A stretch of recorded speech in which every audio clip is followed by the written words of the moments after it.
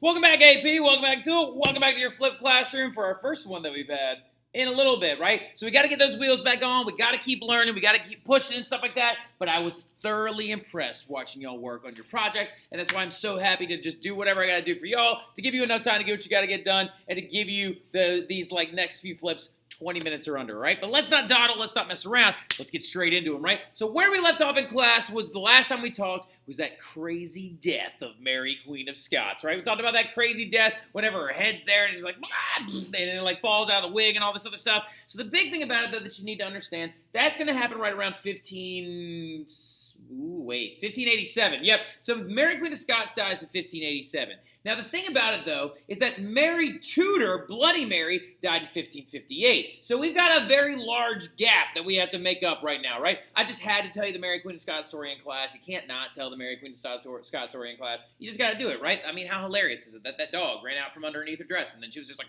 and then ran away. Now, the big thing about it, though, in general, is between that time is a very important time period. When Mary Tudor died, we're bookending two deaths. When Mary Tudor dies in 1558, and then Mary Queen of Scots dies in 1587, we've got 30 years that are going to become very, very crucial in the progression of European politics, right? Particularly having to do mostly with Philip II, the former husband of Mary Tudor, right? Who literally was an ally of Mary Queen of Scots, because they're both Catholic, right? They're both Catholic. We're still all up in the Reformation period, all up in all this different stuff. But Philip II, right after Mary Tudor, Bloody Mary, I'll start calling her Bloody Mary instead of Mary Queen of Scots, right? Just to make sure that you're not confused. Well, not instead of Mary Queen of Scots. Let me rephrase.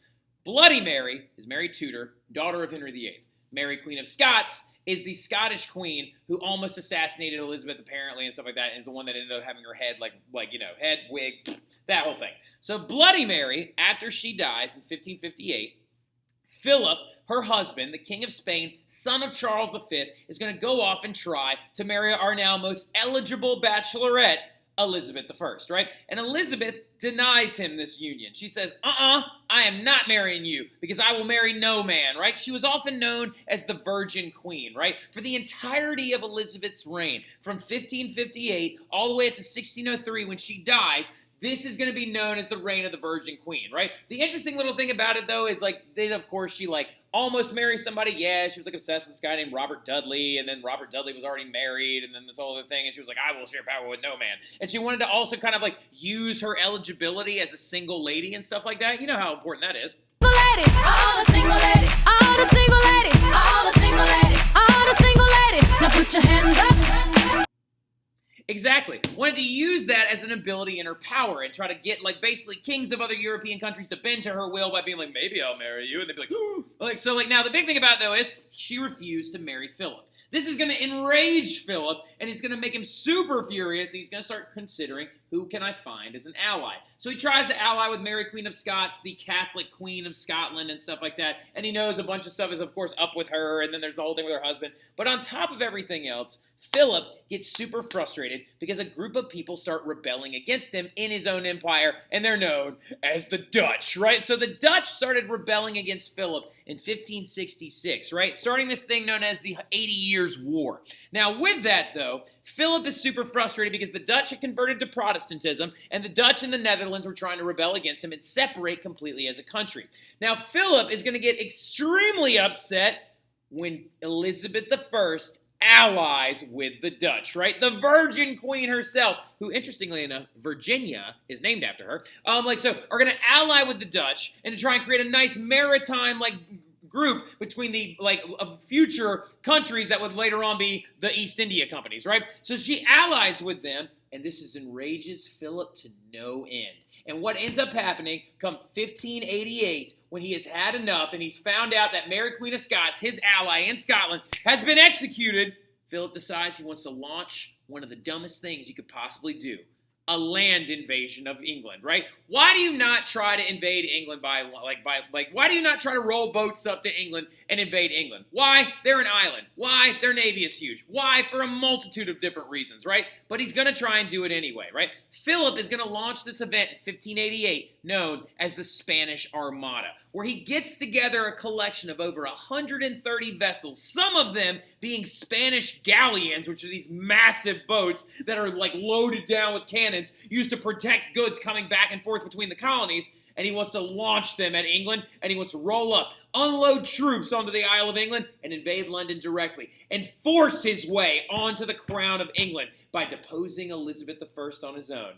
Well, biggest thing about it is he took a really big gamble and he lost, right? In 1588, spoiler alert, you're going to need to understand that Philip is going to try this gamble with this giant fleet of ships with his over 130 ships to go at England and try to attack them directly. Now, the reason why his gamble was stupid is because what he was unaware of is a couple of things. One, Elizabeth had a fleet of her own, right? But except the thing is that the English vessels were smaller and lighter, right? Smaller and lighter and much more maneuverable. And so the big thing about it is English vessels were able to easily surround large Spanish galleons, move in and out of small, narrow canals, and attack the Spanish galleons from all sides. Also, Elizabeth has some allies and some of these boyfriends she wasn't talking about and stuff like that. These men who literally everyone else called pirates, but she called them her privateers, right? Like, so these pirates like Sir Francis Drake, okay? Do me a favor, write down Sir Francis Drake, because Sir Francis Drake was literally a former pirate that allied with Elizabeth and directed his ships and showed the English how to use this smaller and lighter fleet to actually take out the Spanish warships, right? And then also, Francis Drake came up with an idea as well. Apparently, he liked lighting ships on fire and launching them at the Spanish ships as well. They called them fire ships. They would take old, decrepit, like, piece of crap English boats, light them on fire, and just whoosh, and just push them at the other groups of, like, Spanish ships and stuff like that. Very good job, Sir Francis Drake. He's very smart. And this is also not the very first guy that's a pirate that she's going to have dealings with. Another one was a man by the name of Sir Walter Raleigh. But the big thing about it later on, though, as well, is what's going to happen is basically looking at this map real quick. Here we go. So the Spanish fleet, or the Spanish Armada, is going to leave Spain in 1588 and try to directly attack England on the southern side due to the fact that London is located right there, which is where, of course, Elizabeth would have been hiding. The first battles happen right here in the English Channel, and these lighter and faster English ships and these English fire ships are employed to lure the Spanish in, and the Spanish lose multiple battles in these areas of the water right here. And then next thing Philip's idea is, wait a minute, let's go around England and land in Ireland, right? They want to land in Ireland because Ireland is still Catholic. And to them, they're like, oh, if we land in Ireland, we'll recruit an army of Irish Catholics who already hate the English because, you know, like, of course, Henry is going to be, instead of Lord of Ireland, King of Ireland and all this other stuff, and they've been forced to worship their Catholicism at home. He decides, I will recruit an army here and then launch another land invasion into England in this direction. Problem is, though, he got hit by storms here as well, and they also lost all of their food. Their food perished and spoiled and went bad, and a bunch of their sailors, like, actually died, and only half of the boats made it back to Spain. And it was a giant, embarrassing, crippling defeat to Spanish power that's so embarrassing, bro. You took that many boats and you still lost. Now, the big thing about it, though, in general, is the Spanish Armada is going to have many, many, many, many lasting impacts, right? So the big thing about it in general, there we go, is that it's going to solidify, one, the reign of a woman. I think it's very, very important that we understand that. As an educator of women, I need you to know that it just solidifies the fame of Elizabeth I and her being a fantastic female ruling monarch, right? You don't mess with Elizabeth, and she had this crazy dope, like, victory portrait of herself painted and stuff like that, where she's got all these bows on and stuff like that, and her armada is in the background. She's like, Allah. Like, so, like, and we'll show it actually in class a little bit. It's also on my door over here as well. Now, the big thing about it, though, as well, is it's also going to demonstrate that the Protestant cause is growing, and that just because you were a Catholic monarch doesn't mean you're going to be able to stop Protestant members and armies as they try to attack you, right? Charles V learned this the hard way. His son has now learned it the hard way as well. And then later on, Philip would fight a war against the Dutch for 80 straight years trying to get them back into his empire, and he would lose that one too, right? Philip II, literally, that's so embarrassing, right? By the way, getting into the absolutism map and stuff like that, literally, Philip II is considered the one main Spanish absolutist, right? He just wasn't very good at his job. Now, looking really, really quickly at this now we got to jump backwards again a little bit, because something had been going on this entire time when it comes to Protestantism and all this other stuff. So we're now leaving England, and we're now running back onto the continent. And we're going to talk about somebody who's very, very important. John Calvin and the rise of Calvinism, which is going to happen mostly in France, right? So while this entire thing is going on, during this entire time, oh no, that's not good. During this, wow, I'm just unplugging stuff and dropping things. This is really embarrassing. So like during this entire time period, some very important things are going on.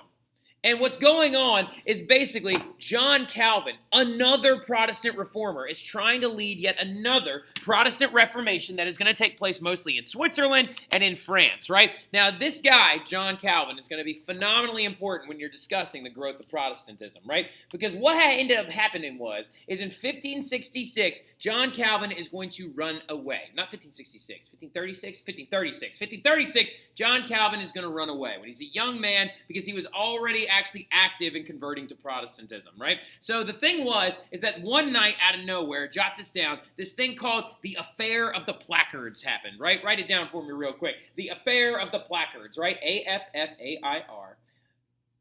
Of the placards. All right, so now, like, the big thing about it, though, is the Affair of the Placards was such a big deal because what had happened it's like, apparently under the rule of this guy named Francis I, who was the current king of France in the 1530s, literally what's going to end up going down is that apparently, all of a sudden, one night, all over Paris and all over France, people went to sleep and then woke up the next day, and there were posters posted all over France, demonizing the Catholic Church, talking down about the Pope, and also making fun of Francis as well. Apparently, it was such a big deal that even one of the posters showed up on Francis's bedroom door. I know, it's crazy, right? The thing about it is the Affair of the Placards occurred, and then Francis starts a giant mission of trying to oust, destroy, arrest, and possibly execute any Protestants that had been converting to Protestantism in France. One of these guys is a man by the name of John Calvin, right? John Calvin is one of the Protestants that instead of staying in France and being arrested, he goes on the run, right? Luther, by this point, was already active during this entire time period. Luther also was already becoming active by the time that John Calvin was even born, right? 1509 was just a handful of years before he posted the 95 Theses, right? So the thing about it is he moved, right? John Calvin ran away in exile away from France, and he moved to Switzerland, to a very specific city known as Geneva, right? And it was there that his idea of Protestant faith grew, and it was intrinsically very, very different from that of Lutheranism, right? So he moves over to Switzerland, shows up in the city of Geneva, and he starts a new branch of Protestantism called Calvinism, right? And he wanted to create the ultimate Christian community. Now, Francis I ignorantly called them Anabaptists, but Calvin was like, we are not Anabaptists. We do not believe in separating ourselves completely from the state of the government. We just believe that in our church, we should have a strict set of moral rules, right? And that we will govern over our people with a strict set of moral rules. However, they will continue to pay their taxes, and they will be a part of civic life. We just believe that we are a little bit different and are just kind of over here, still participating in armies and things like that in and of governments, but not being completely separate, right? Now, the thing about it, though, as well, is after he converts, he wants to create this ultimate Christian community. And in this place, he called it the Genevan Consistory, and we'll get to this whole thing. They based their ideas off a text that John Calvin had written. And he actually issues his first version of this text in the late 1530s. And it's called the Institutes of Christian Religion. And inside of this, he outlines the beliefs of Calvinists and why they're inherently very different from that of Lutherans, right? And so John Calvin and his ideas are very, very different from that of Lutherans in the essence of, one, they believe that God is absolutely omnipotent, that God knows the future, the past, the present, the everything all at once, right? Which a lot of people are like, Catholic God thinks that too. Yes, that is true, but they look at absolute omnipotence and the idea that God knows everything you will do, won't do, will do before you do it every single time. So they do not believe in free will, okay? So the big thing about the idea of John Calvin is that they did not believe in the construct of free will due to this absolute omnipotence. And this is actually going to transfer over into the weakness of humanity, right? And so a lot of people say, well, if God knows everything we're going to do and I don't have any free will, then why am I even here in the first place? Well, the big thing about it was what John Calvin said, well, none of you are elect. You're not a part of the elect, right? You are the weakness of humanity. You were not created by God in his image and in the image of Christ to actually be one of the good ones that gets to go to heaven, right? And he emphasized that weakness of humanity and their willingness to sin, right?